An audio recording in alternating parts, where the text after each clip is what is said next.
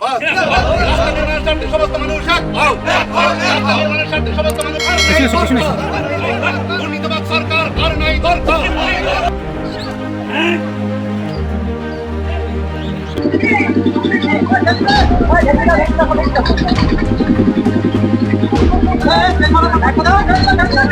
কর্মসূচি আমাদের হরিয়াপাড়া থানা অন্তর্গত রায়পুর অঞ্চলে 16 আকন্দবাড়িয়া 1 কিলোমিটারের কম রাস্তা।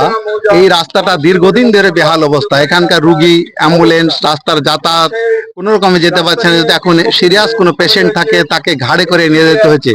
রাস্তার বেহাল অবস্থা, এখনো কোনো পুনর্নির্মাণ হয়নি। এখানকার যারা নির্বাচিত প্রতিনিধি, গ্রাম পঞ্চায়েতের মেম্বার টিএমসির, পঞ্চায়েত সমিতির মেম্বার টিএমসির, জেলা পরিষদের মেম্বার টিএমসির, এখানকার এমএলএ টিএমসি, এখানকার এমপি টিএমসির, অথচ সমস্ত জায়গায় ক্ষমতা থাকার ফলেও এখানে কয়েকটু সামান্য 1 কিলোমিটার রাস্তা এখনো পর্যন্ত তার নির্মাণ করছে না।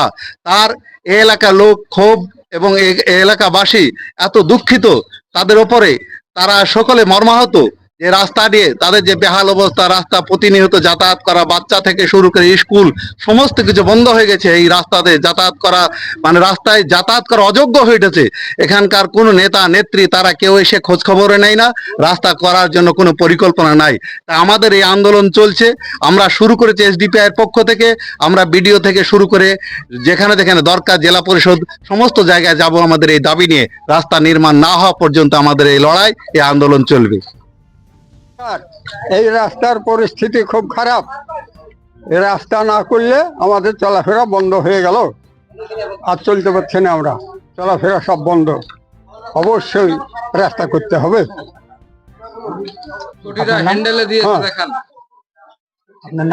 আমার নাম রুস্তম আলী মন্ডল। ব্যাপারটা হঠাৎ না, এটা দীর্ঘ কয়েক বছর ধরে আমাদের বছর পর বছর যখনই এই বর্ষার সময় আসে তখনই আমাদের এই হাল হয়। আর তখনই আমরা নেতৃত্ব যারা আছে, ক্ষমতাশীল দল যারা, তাদের কাছে গেলে পরে ঠিক আছে হচ্ছে এই মাস না, সামনে মাস, এই বছর না, এইরকম করে আমাদেরকে ঠেলিয়ে চলে যাচ্ছে। কিন্তু দুঃখের সহিত আজকে রাস্তা কেউ ধার লাগায়, কিন্তু খুব আক্ষেপের সাথে আমরা ধার লাগাতে বাধ্য হচ্ছি, যাতে দেখুক দুনিয়ার লোক সব দেখুক যে এদের বড় কত বড় এদের দুঃখ চলছে, এদের কত বড় কষ্ট চলছে, এদের কত বেহালে আছে এরা। এই দেখুক বলে যাতে আমাদের খুব শিগগিরই সবাই ভাবে এবং সবাই যেন আমাদেরকে এটা গুরুত্ব দেয়, এই বলে রাস্তা লাগিয়েছি। নাহলে কেউ রাস্তায় ধান লাগায়, খুব আক্ষেপের সাথে আমরা রাস্তায় ধান লাগাতে বাধ্য হচ্ছি। সচক্ষে তো দেখতেই পাচ্ছেন, এটা তো নতুন করে বলার কিছু নাই।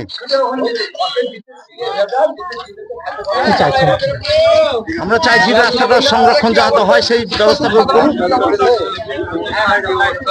এই যে 500 মিটার মতো রাস্তা বন্ধ হয়ে পড়ে আছে, গোটা রাস্তাটা হয়ে গেছে। এই রাস্তাটার জন্য গোটা এলাকার মানুষের অসুবিধা, অথচ আবার বিভিন্ন দেশের লোক এই রাস্তা দিয়ে চলাচল করে।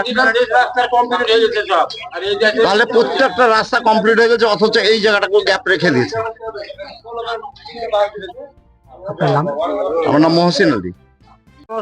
এই রাস্তাটা তাড়াতাড়ি হওয়ার দরকার, খুব গাড়ি ফেসে যেত। তুমি কি প্রতিদিন এই দিক দিয়ে যাও? প্রত্যেক দিন যাই মুরগির খাবার নিয়ে। কি চাইছো? এই রাস্তাটা হওয়ার দরকার আছে অবশ্যই। উচ্চ যে আধিকারিক আছে এমএলএ এমপি, তাদেরকে কি বলবে? রাস্তাটা করতে বলবো। তোমার নাম? হযরত শেখ। সেই এইরকম অবস্থা রাস্তাঘাটের, এ তো আমাদের প্রতি কেন, মানবের প্রতি একটা মানে মনে হচ্ছে আমরা গরু ছাগল ভেড়া এই কাদার মধ্যে দিয়ে যাব, আসবো, পাচার খাবো, পড়বে মরবে, গ্রামবাসীর অসুবিধা হবে। মানে যদি সরকার চাই এটাই হোক, এটা তো আমরা বলবো পুরোপুরি মানে প্রশাসনের কিংবা সরকারের দায়িত্ব। এগুলো দেখছে না, জনগণের অসুবিধা হচ্ছে, এগুলো দেখুক, তারা ঠিক করুক, এটাই আমার বক্তব্য। আমার নাম অমরেশ বিশ্বাস।